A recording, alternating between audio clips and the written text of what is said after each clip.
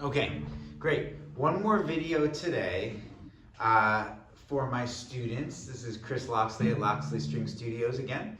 Minuet number 3.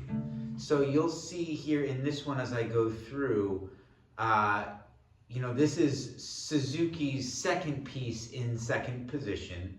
And this piece deals more with the idea of an extension in second position. So the idea that my first finger is now not only shifting a whole step down, but then reaching back for an extended first finger C natural. And you'll see that in measure 17 of this piece. I'll go ahead and play through first, and then I'll chat to you about some of the things I work on, so that if you're just looking for the aural reference, you can get that right here.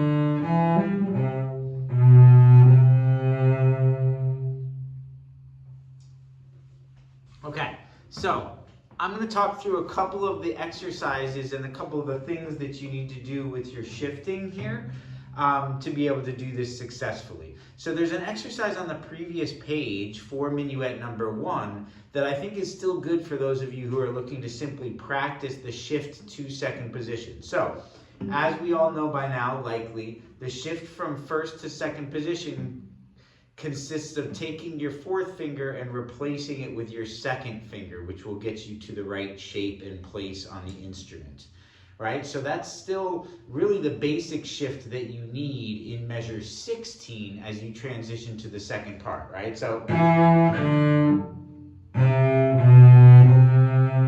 I just think about where my fourth finger would be on the G string, and then I replace that with a 2. Now, I always want to remind my students that, remember, you should have a big ringing tone from that C natural, and you can also check it with your open C string. They should be the same note, right? So once you're feeling really good about that and you're transitioning to measure 17, now you're up on the A string with a 4, and you've got these X's here, which basically mean you've got to extend X's for extend back to first finger C natural. And what I encourage my students to practice here is Mary Had a Little Lamb. Let me show you. 4, 2, 1, 2, 4, 4. That's going to practice 4, 2, 1 extended 2, 4 is much like the melody that's in here. I'll play it as written. Right? But if I can play